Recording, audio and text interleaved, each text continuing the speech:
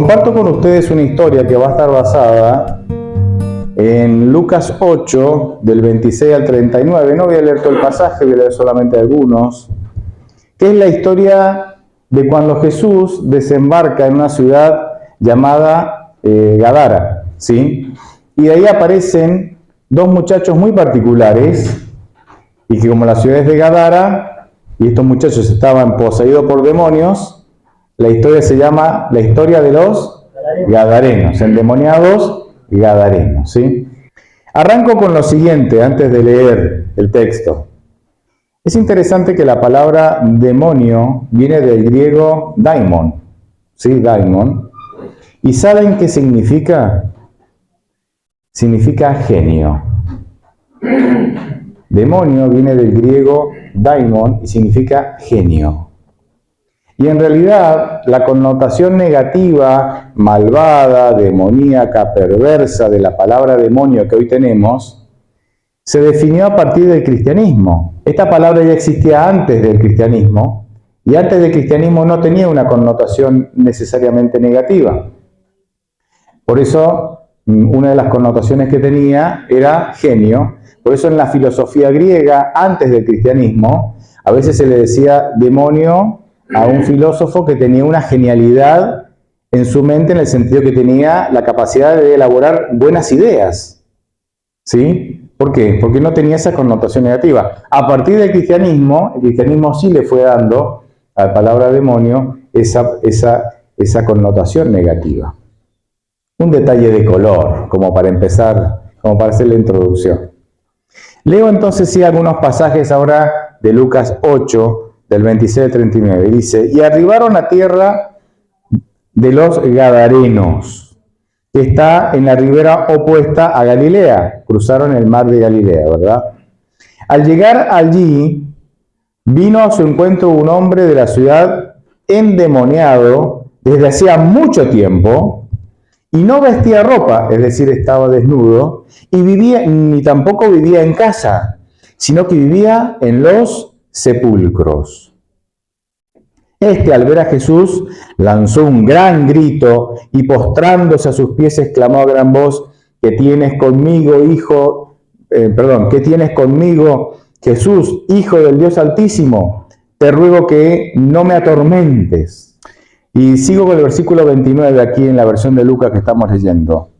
Porque mandaba al espíritu inmundo que saliese del hombre, pues hacía mucho tiempo que se había apoderado de él. Y le ataban con cadenas y con grillos, es decir, con una especie de esposas en las manos. Pero rompiendo las cadenas, era impelido, era impulsado por el demonio a los desiertos. Y le preguntó Jesús diciendo, ¿cómo te llamas? Y él dijo, Legión, porque muchos demonios habían entrado en ese hombre. Recuerden que una legión romana era un grupo de 6.000 soldados. Ya con eso nos damos una idea, ¿verdad? Versículo 31. Y le rogaban que no los mandase al abismo. Y a partir de aquí entonces relato el final. Dice que lo que pasó es que le rogaron que los enviase a una piara, un hato, un grupo, una manada de cerdos. Jesús les dio permiso y entonces los cerdos se tiraron por un despeñadero, se ahogaron, ¿sí? Ahí en las aguas, y finalmente los habitantes lo que hicieron es, ante esta pérdida y ante el miedo que les dio ver a este muchacho endemoniado, vestido y en sus cabales, con completa razón, o sea, razonando perfectamente, dice que tuvieron miedo y finalmente le pidieron a Jesús que se retirara. En ese instante el muchacho dijo, quiero irme con ustedes, y Jesús le dijo, no, vete a los tuyos y cuéntales cuán grandes cosas ha hecho Dios contigo. En resumen, esa es la historia, y quiero detenerme en algunos puntos. Creo yo que a veces no se habla demasiado de esta historia, por lo menos esa es mi intención. Me llama mucho la atención el versículo 31 que dice que los demonios le rogaban que Jesús no los mandase al abismo. Los demonios rogándole a Jesús que no los mandase al abismo. ¿Qué es este lugar al cual los demonios no quieren ir? Interesante, ¿no? Interesante. A veces nuestros hijos no quieren ir al médico. ¿Por qué? Especialmente cuando hay que vacunarlos, ¿no? A veces nosotros no queremos ir al médico. ¿Por qué? Porque nos van a hacer dietas. Estos médicos malvados nos hacen hacer dietas, ¿no? ¿Por qué los demonios no querían ir al abismo? Uno no quiere ir a lugares en donde no se siente cómodo. ¿Qué es el abismo que hace que los demonios mismos no se sientan cómodos? Déjenme hacerle un brevísimo resumen de lo mucho que se ha escrito sobre este tema. Y abismo viene de una palabra griega que se escribe abusos, ¿sí? Abusos. Y encontramos esta palabra en diversos lugares. Y allí les menciono así brevemente dónde lo encontramos y cuál es el significado que tiene. En Génesis 1:2, esta palabra abismo representa el océano primitivo. Esas aguas que estaban ahí, ¿no? Que cubrían toda la tierra antes que Dios la separara. En Job 41:31 representa el mar en general, la vastedad, el océano, la inmensidad del océano y con la soledad del océano. En Salmo 71:20 representa las profundidades de la tierra. También en Job nos cuenta que el Leviatán, que representa el mal, y por ende a Satanás, ¿dónde vive? En las profundidades de los océanos también, del abismo, dice. Vive también en el abismo, en las profundidades de los océanos. El pozo del abismo sin fondo, mencionado en Apocalipsis 9:1 en el contexto de la quinta trompeta, representa los desiertos desolados y enormes, tan vastos, ¿no? De miles y miles de kilómetros de desiertos desolados, en el contexto de la quinta trompeta, donde los musulmanes después entran en acción, ¿verdad? Y conquistan ciudades cristianas. También esta palabra abismo parece representar lugares sin vida. Por eso Pablo, en Romanos 17, con esta palabra describe el lugar de los sepulcros, el lugar donde se entierra a los muertos. Satanás y sus ángeles en Apocalipsis 20 son encerrados en el abismo. Y Apocalipsis 20 describe el milenio que sucede después de la segunda venida de Cristo. Y sabemos que entonces la palabra abismo en Apocalipsis 20, en el contexto del milenio, representa la tierra desolada, sin vida, después de la segunda venida de Cristo. En otras palabras, o en resumen, cuando uno analiza todos estos casos en donde se usa la palabra abismo, esta palabra puede simbolizar lugares profundos, grandes, inaccesibles, desolados y sin vida.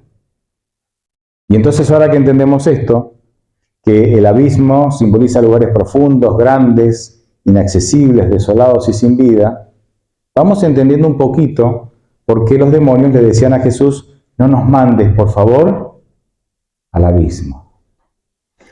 Pero déjenme dar algún detalle más, porque Jesucristo nos da algún detalle más sobre este asunto.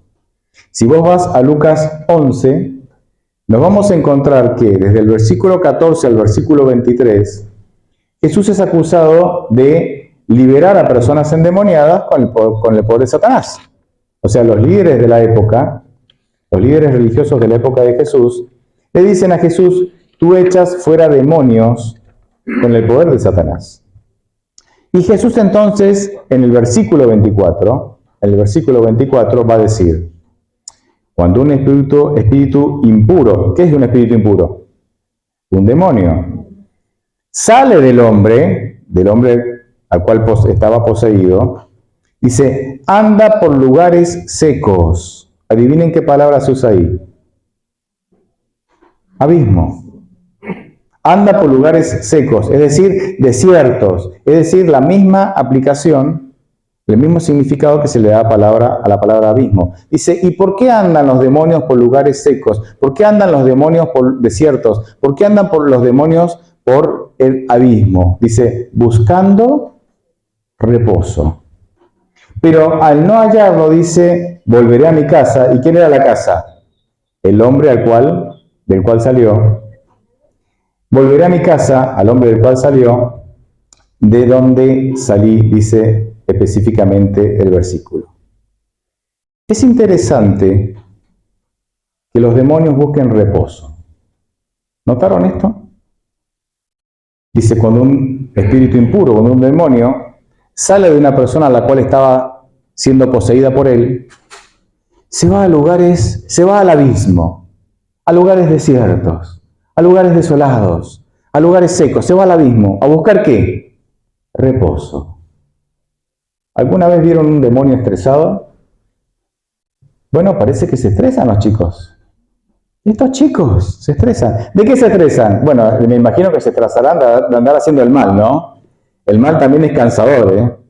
Hacer el mal parece que también es cansador.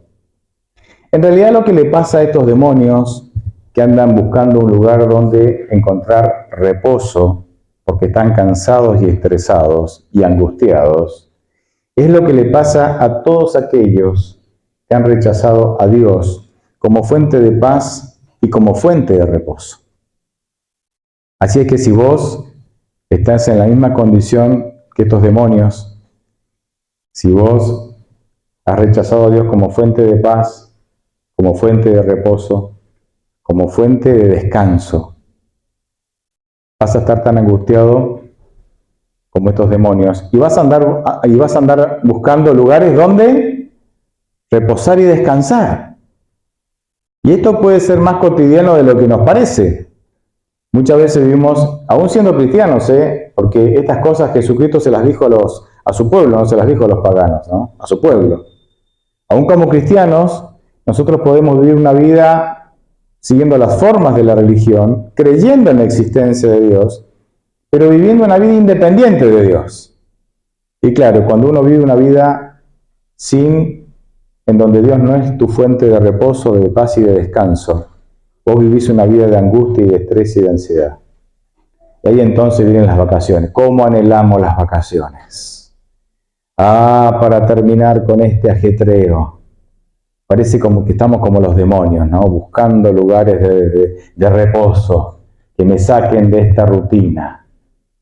Es que sí, cuando nosotros vivimos una vida sin Dios, una vida en donde no tenemos a Dios como fuente de reposo, vivimos angustiados. Esto no es tan loco. Fíjense que Jesucristo en Mateo 11:28 dice, vengan a mí, los que están trabajados, cansados y cargados también dice, ¿no? Y cargados. Y yo les daré reposo, descanso para vuestras almas. Y esto Jesús no se lo dice a los paganos. ¿A quién se lo dice?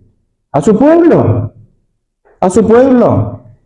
Que iba al templo, que llevaba los sacrificios, que seguía las formas de la religión, pero que no hacían de Dios la fuente de reposo y no hacían de Dios la fuente para hallar descanso en sus vidas, en sus almas, dice.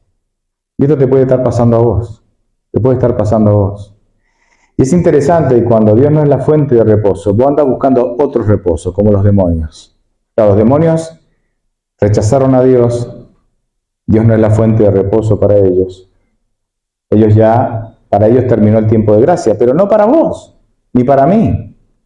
Para nosotros todavía es perfectamente posible que hoy mismo podamos acudir a Dios para que sea nuestra fuente de paz y reposo. Ojalá aprovechemos esa oportunidad. ¿Por qué estos ángeles demoníacos dice que al no hallar reposo en el abismo, vuelven a donde antes vivían? ¿Dónde vivían? En la vida, en la mente de este hombre poseído. ¿Por qué? Y bueno, porque parece que es mucho más entretenido mantenerse activo perjudicando personas.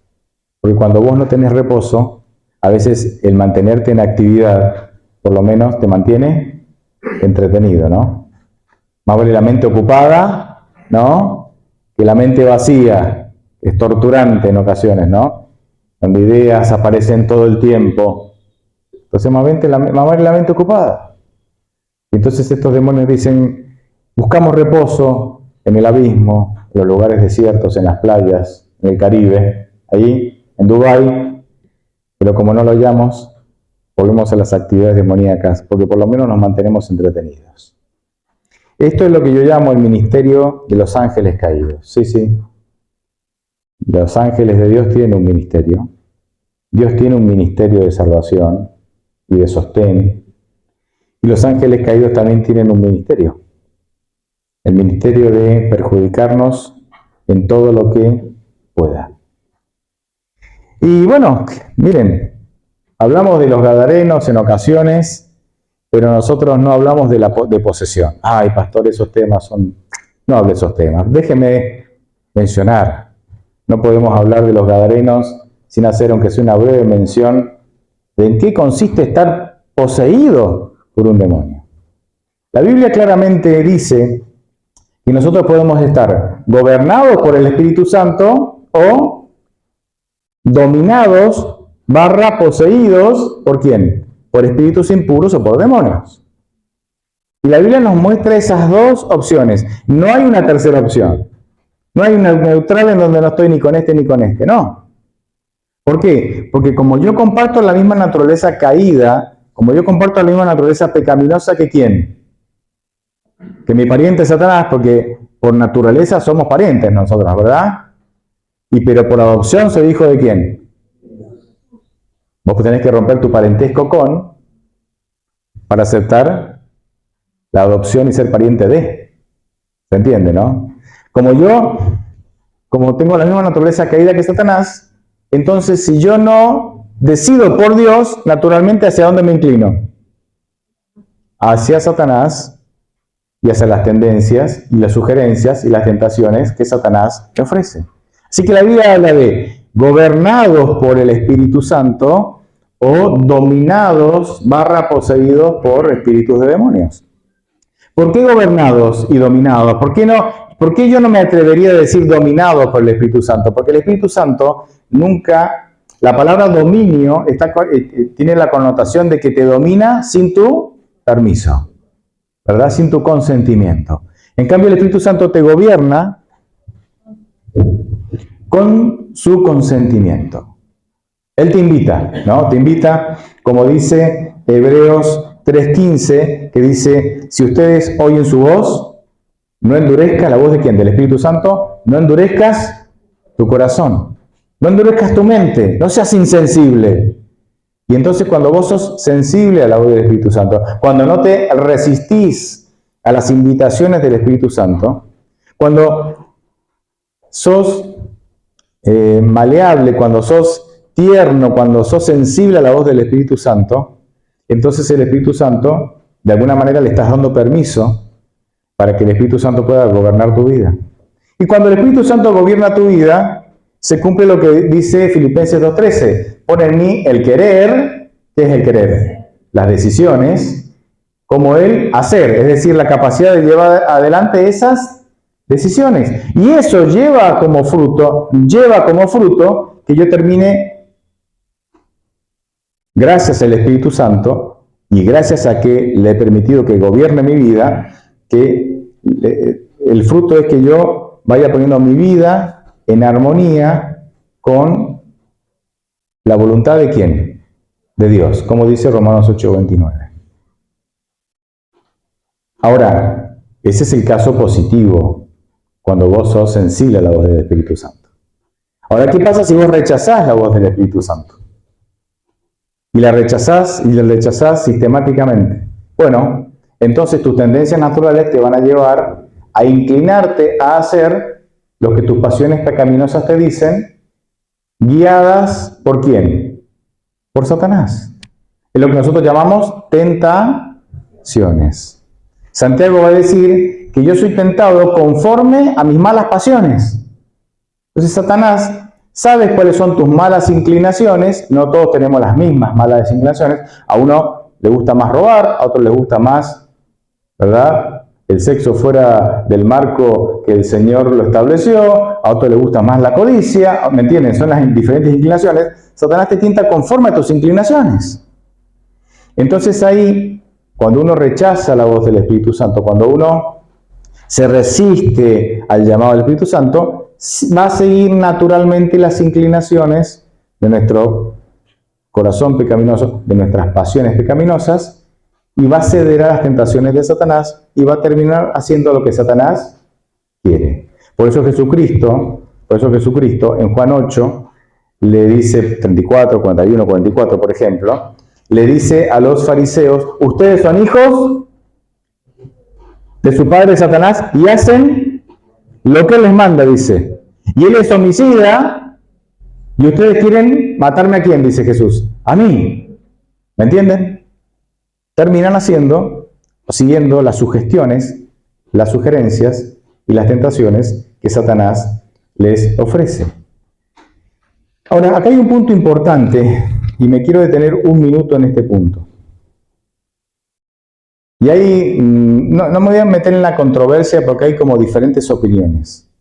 Pero yo lo ilustraría de esta manera para que sea sencillo entender. Uno puede ser totalmente poseído por Satanás. Ejemplo, los gadarenos que acabamos de leer. Lucas 8, ¿sí? Totalmente poseídos. Los chicos no tenían absolutamente ningún control de sus vidas. Estaban poseídos mental y físicamente. Y otros hablan de niveles de posesión, otros hablan de influencias. Me voy a quedar con ese término para que se entienda mejor. El caso de Saúl, no lo voy a leer, ustedes lo conocen, el rey Saúl, primer rey de Israel, es revelador, es revelador. Dice que espíritus malignos lo acosaban, ¿o no? Y que él traía a David, y David, ¿qué hacía? Tocaba el arpa, y entonces parece que eso le traía un poco de reposo. Y parece que por momentos este Saúl estaba como muy influenciado por Satanás y cometía cosas locuras, ¿como qué? Como querer matar a David. Pero por momentos se conmovía y abandonaba. Estaba ahí, había acorralado a David, ¿no? Esto pasó en 2 ocasiones y parece que Saúl entra a una cueva a hacer sus necesidades y estaba David escondido en la cueva a oscuras y este Saúl se pone al lado de él. Y Joab le dice, o baja, ¿no? Parece que Saúl no lo escuchaba. Esta oportunidad es de Dios. Dios te lo entregó. Lo tenés a 1 metro de distancia. Mátalo ahora mismo. Y se acaba todo este calvario de andar huyendo. Y dice David, no, jamás. Yo voy a levantar la mano contra el ungido de Jehová. Y le corta un pedazo de ¿qué? De la capa, ¿no? Y Saúl sale de la cueva, baja el valle. Cuando está del otro lado del valle sale David, ¿no? Y le dice, mira, tengo un pedazo de tu capa, pude haberte matado, pero yo nunca voy a atentar contra el ungido de Jehová. Y da el discurso, ustedes conocen. Y Saúl, que tenía en el ojo, iba a decir la sangre en el ojo, ¿no? Un término muy viejo, perdón chicos, esto es de viejos. La sangre en el ojo, y que quería matar, sed de sangre, ¿guiado por quién? Por Satanás, obviamente, por Satanás. Ahora se conmueve ante este acto de gracia, de misericordia de David, y dice, oh, David, eres mejor que yo, y lo deja de perseguir. O sea, evidentemente Satanás parece que controlaba a Saúl por momentos y hacía que él quisiera matar a David a toda costa, pero el control que Satanás tenía sobre Saúl no era completo, porque actos de bondad como el de David lo hacían reflexionar y lo hacían arrepentirse y lo hacían retroceder de estos actos, de la intención que tenía de matarlo. Y esto pasó 2 veces. En otra ocasión, Saúl también lo había acorralado, ¿no? Y David fue con uno de sus soldados, ¿no? Dice que Jehová hizo que todos cayeran en un profundo sueño y dice, mátalo, le decía Joab, si no lo voy a matar. Y saca la lanza y una vasija de agua, la vasija de agua exclusiva de Saúl, ¿no? No era cualquier vasija, era la vasija del rey, ¿no? Y se la llevan, ¿no? Y desde allá suben a una montaña de allá, los llaman, Saúl, Saúl, y se despiertan, no sé quién es, oh, es David. Y dice, mira, mira, mira, esta es tu lanza, esta es, dice, tu vasija, pude haberte matado, pero yo no tengo nada contra ti. ¿Por qué me persigues? Si yo no te hice nada malo. Y Saúl se conmueve y dice, oh, realmente soy terrible, tu acto de bondad, eres mejor hombre que yo, y se va. O sea, ¿por qué les doy este ejemplo? Porque por momentos nosotros podemos estar influenciados por espíritus demoníacos y llegar a realmente hasta desear la muerte de otro, como el caso de Saúl. Pero no estar totalmente poseído. ¿Me entienden, no? Porque actos de bondad hacían que se conmoviera y retrocediera. Hasta que Saúl llegó a un punto en donde se alejó tanto de Dios que ahí sí ya Satanás tenía total dominio sobre él. ¿Y dónde vemos esto en la Biblia? Cuando fue a consultar a la pitonisa, a esta medium, dirían en posmoderno, ¿no? Medium, que le dijo las mentiras, hizo aparecer un falso Samuel y terminó de alguna manera liquidando a Saúl, ¿verdad? Ya para esa época, ya Saúl estaba totalmente dominado por los demonios. Pero hay un caso, pero hay algo mucho más interesante, un detalle mucho más interesante. Nosotros a veces cuando hablamos de endemoniados, o leemos en la Biblia, o vemos, no sé si ustedes alguna vez les ha tocado estar delante de una persona poseída. Normalmente nosotros quedamos como mal impresionados porque vemos como manifestaciones grotescas y hasta violentas. Manifestaciones como ¿cuáles? Como las de los gadarenos, ¿no? No era una manifestación agradable de ver. Jóvenes desnudos, totalmente lastimados, sucios, gritando, violentos, porque el texto dice que nadie pasaba por esa zona porque eran atacados ¿por quién? Por estos gadarenos, o sea, ¿me entienden, no? Tenemos como esa imagen grotesca, pero fíjense que en ocasiones Satanás puede llevar sus siniestros propósitos más eficazmente cuando llega a dominar, poseer a una persona por completo, sin que estas personas tengan manifestaciones externas, así como de endemoniado. Y dice, pastor, ¿dónde saca esto? Cuando vos vas a Lucas 22:3 y a Juan 13:27, ambos versículos dice que Satanás entró en Judas. Ambos pasajes. Cuando él rechaza, que este fue en el contexto de la cena del Señor. Cuando cuando Judas rechaza el último llamado de misericordia de Dios, que se lo hizo por medio de Jesucristo, entonces dice que el diablo entró en él. Esa frase, el diablo entró en él, en Judas, ¿quiere decir que Judas estaba poseído o no estaba poseído? Claro que sí. Ahora, Judas poseído, ¿andaba gritando como los gadarenos? ¿Andaba desnudo por ahí? ¿Andaba echando espuma por la boca? ¿Andaba hablando en lenguas que era violento? No. Era una persona que mantenía su actividad mental y física de manera coherente. Se comportaba como una persona sana, física y mentalmente.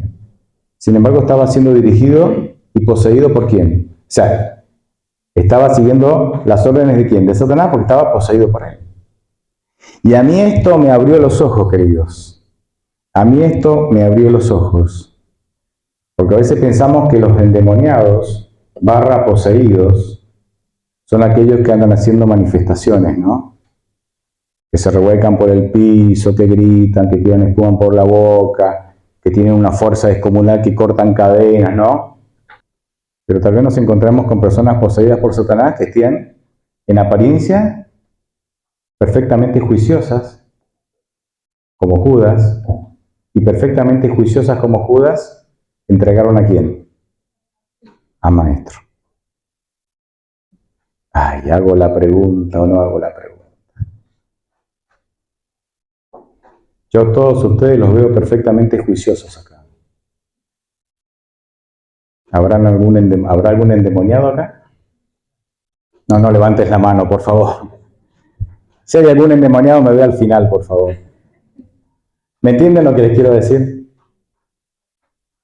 A veces tenemos criterios muy estructurados de cómo son las cosas, pero cuando leemos la Biblia nos encontramos que esos criterios son muy estrechos, que tenemos que nosotros seguir más los criterios bíblicos que tal vez aquellas cosas que nos enseñaron o aquellas cosas, pero que nunca nos tomamos el trabajo de investigar por nosotros mismos.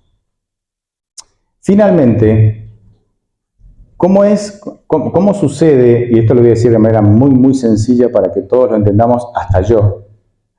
¿Cómo sucede? ¿Cuál es la dinámica a través de la cual, cuál es el proceso a través del cual Satanás puede llegar a tener dominio sobre tu mente y tu cuerpo? Bueno, Satanás lo que hace es controlar las facultades superiores de la mente. Y esto se controla a través del sistema nervioso central. O sea, cuando decimos que alguien está poseído, que alguien está endemoniado, es Satanás controlando su sistema nervioso central. Y a través de su sistema nervioso central, él puede controlar las facultades superiores de la mente, que son la conciencia, el poder de elección, la capacidad de elegir, y la voluntad, a través de las cuales yo tomo decisiones. ¿Por qué? Porque a través del sistema nervioso central, él puede tener acceso para controlar tu mente y tu cuerpo al mismo tiempo. Nuestro sistema nervioso central controla nuestra mente y nuestro cuerpo, o sea, conecta nuestra mente y nuestro cuerpo al mismo tiempo. Así que él, controlando ese sistema, controla la mente y el cuerpo. Y cierro esta parte con esto. No necesariamente, claro, como él toma posesión del sistema nervioso central, a veces en la Biblia vemos que enfermedades que hoy vemos que tienen como una sintomatología psiquiátrica o psicológica, no era una enfermedad psiquiátrica o psicológica, sino que era Satanás haciendo de las suyas, ¿dónde? En el sistema nervioso central. Con esto quiero decir, y cierro, que no necesariamente tener síntomas de una enfermedad psíquica, psiquiátrica o psicológica es evidencia de que estoy poseído. Porque como Judas, hay personas poseídas que mantienen perfectamente su postura y son perfectamente, y tienen sus capacidades de razón perfectamente intactas. Y Satanás usa esas capacidades de razonamiento intactas para hacer mucho más efectiva su obra maligna. Dejemos de hablar de demonios y vayamos a los gadarenos, que fueron los liberados. Y voy a destacar dos cosas de los gadarenos. Versículo 28. Dijimos que estábamos en Lucas 8, ¿verdad? Al principio, versículos 28. Dice, o sea, el endemoniado, al ver a Jesús, lanzó un grito y postrándose a sus pies, exclamó a gran voz, ¿qué tienes conmigo, Jesús, Hijo del Dios Altísimo? Te ruego que no me atormentes. Cuando uno lee esta versión y la versión de Mateo, nos encontramos que estos endemoniados eran extremadamente agresivos, atacaban a la gente y cuando ven a Jesús se dirigen a él con intenciones ¿de qué? De atacarlo. ¿Cómo atacaban a la gente? Pero cuando están ahí llegando a Jesús, la autoridad de Jesús se los impide, ¿verdad? ¿Y qué hacen? Caen postrados. Y ante la impotencia de no poder atacar al Hijo de Dios, pasan de ser agresivos a suplicantes. ¿Qué tienes con nosotros?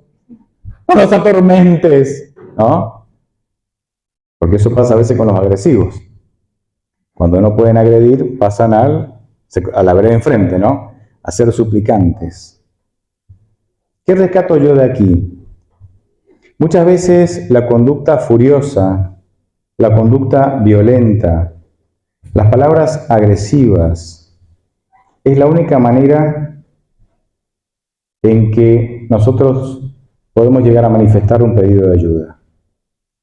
Imagínense a estos jóvenes endemoniados. Satanás controlaba sus mentes y sus cuerpos, porque controlaba su sistema nervioso central. Y estos jóvenes querían pedir ayuda. Y en lugar de decir, ayúdame, como estaban dominados por un demonio, en lugar de decir, ayúdame, ¿qué les salía? insultos. En lugar de decir, necesito ayuda, ¿qué le salían? Injurias. Porque claro, ellos no tenían dominio sobre lo que hacían. Un demonio los dominaba. Pero Jesucristo, que ve más allá, que tenía un discernimiento espiritual que nosotros podemos tener si somos gobernados por el Espíritu Santo, como Él era gobernado por el Espíritu Santo, vio en esos actos de violencia, vio en esos insultos y vio en esa agresividad un grito de ayuda. Y entonces cuando todos salieron corriendo, Jesucristo se quedó. Y yo aquí aprendo algo interesantísimo. Nosotros necesitamos tener ese discernimiento espiritual. Porque posiblemente en esa chica que se hace cortes en el brazo o en las piernas, posiblemente en ese joven que es agresivo y que golpea, posiblemente en la manera en que nos vestimos, posiblemente en la manera en que gastamos el dinero, posiblemente en la manera en que nos adornamos, ¿no? Nos producimos. Todo eso son mensajes que yo mando al exterior. Mensajes que dicen, necesito ayuda. Y esto lo aprendimos nosotros, no porque con mi esposa, no porque fuéramos a concurso de capacitación, lo aprendimos a través de la vida. Cuando nos encontramos hace algunos años con una joven de nuestra iglesia que se cortaba los brazos y las piernas. Se cortaba, se hacía cortes en los brazos y en las piernas. Claro, ¿por qué? ¿Por qué? Les hago la historia corta, una historia muy larga. Finalmente ella era abusada por su padrastro y no sabía cómo pedir ayuda, porque la mamá estaba de parte del padrastro. Entonces, como no sabía cómo pedir ayuda, ¿qué hacía? Se cortaba para llamar la atención. Entonces cuando la gente decía, che, ¿por qué te cortas? No, y ella se hacía la superada, uno tenía que entender que había algo por detrás, que ella no se animaba o no podía, era incapaz de manifestarlo. Y esos cortes eran un grito de ayuda. Eran, por favor, sáquenme de esta situación. Y así nos fuimos enterando, y fue un proceso largo, penoso, y pudimos ayudarla de la mejor manera, esta chica. Pero yo veo en los endemoniados esta enseñanza. A veces ese joven agresivo, a veces esa chica que se viste de tal manera que quiere ser vista por todos. A veces la manera en que nos producimos, ¿me entienden, no?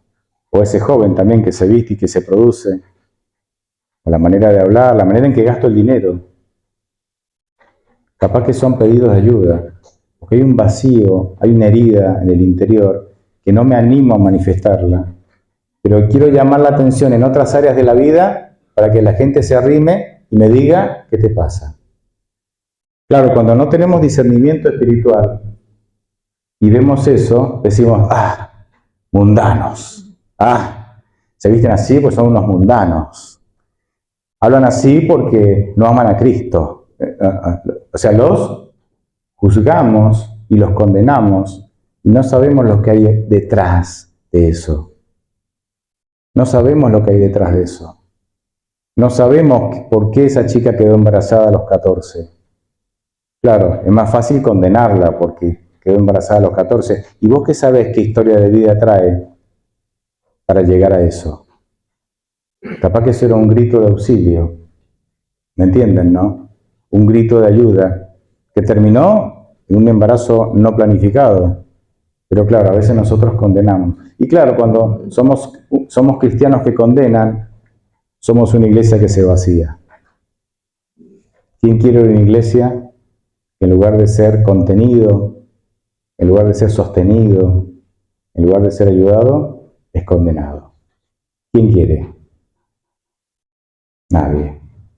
Y el segundo punto que quiero destacar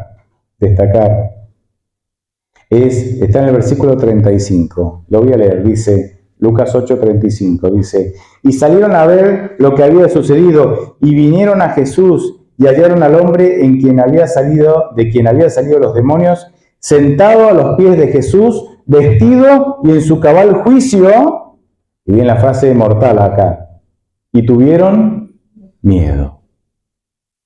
Qué cosa loca, ¿no? En tu barrio tenés a un chango que anda desnudo, lastimado, agresivo, sucio, maltratando a la gente, rompiendo vidrios, quemando autos, atacando a cuanto pase. Y un día lo ves en su juicio cabal. ¿Qué significa en su juicio cabal? Cuerdo, bien, pensante, lógico, con la razón intacta, vestido, señal de qué? De que ahora razona, sentado, señal de reposo, o sea que ya no anda, ¿verdad? Corriendo, haciendo locuras por ahí, y en lugar de alegrarte dice, y tuvieron miedo. ¿Saben que a veces a nosotros nos da miedo ver cómo el que se sienta al lado nuestro en la iglesia es transformado por el Espíritu Santo? Y entonces a veces lo llamamos, no digo que siempre, pero puede pasar, no digo siempre, pero puede pasar. Y entonces, como nos da miedo ver cómo él está siendo transformado, y sabemos que nosotros tenemos que dar los pasos para pasar por esa misma transformación, decimos, fanático. Y un hermano dice, hermanos, hoy el Señor me ha dado las fuerzas para poder ser vegetariano. Y no porque haya salvación en el vegetarianismo, sino porque es uno de los remedios naturales, ¿verdad? Para tener una mejor comunión ¿con quién? Con Dios, y a través de esa comunión viene ¿qué? La salvación, porque Juan 17:3 dice que la salvación viene a través de una comunión. Dice, ¿y qué decimos nosotros? Fanático. Y sí, hay vegetarianos fanáticos, pero no todos son fanáticos. Algunos llegan a esa decisión porque han sido sensibles a la voz del Espíritu Santo que les dice, quiero que tengas una mejor salud. O otro hermano que dice, los sábados a la tarde voy a sacrificar 1 horita de siesta, no toda, 1 hora, y no ir al hospital a visitar a los enfermos. Este que se quiere hacer ver. Y con ese comentario, este que se quiere hacer ver, queremos tapar lo que queda en evidencia, que yo prefiero quedarme a dormir 4 horas de siesta, en lugar de dedicar 1 a lo que debería hacer. ¿Se entiende en qué dirección voy, no? A veces cuando vemos que nuestro hermano que se sienta al lado nuestro en la iglesia cambia porque está siendo sensible a la voz del Espíritu Santo, eso nos da miedo. Y reaccionamos de manera violenta. Vete de aquí. A Jesús le dice que tuvieron miedo y lo echaron a Jesús. No vaya a ser que todos tengamos que cambiar. No vaya a ser que ahora que tengamos que dejar de criar cerdos. No, nosotros queremos seguir con los cerdos. Así que vete de acá. ¿Nos puede estar pasando? Claro que sí. Claro que sí. Y repito, fanáticos hay en todos lados, pero no todos son casos de fanatismo. A veces no es un fanático, sino que es alguien dando el testimonio de cómo Dios está transformando sus vidas. Y eso puede darnos miedo y puede generarnos rechazo. Si es así, esto sea una luz amarilla en tu vida. Decir, Señor, este hermano está mostrando evidencias de cambio y no me hace sentir bien. ¿Será que este hermano está trayendo un mensaje desequilibrado, fanático, desequilibrado? ¿O será que me genera a mí esta reacción porque me confronta conmigo mismo, sabiendo que yo también tendría que tomar esas decisiones? Es una luz amarilla que te haga orar y plantear ese tema, esa preocupación a Dios. Y ojalá el testimonio de muchos así lleguen a ser una inspiración para que todos seamos cada vez más sensibles a la voz del Espíritu Santo. Los invito a tomar decisiones correctas para ser gobernados por Dios y no dominados por Satanás. Todo depende de las decisiones que vos y yo, con la ayuda de Dios, podamos tomar. Amén.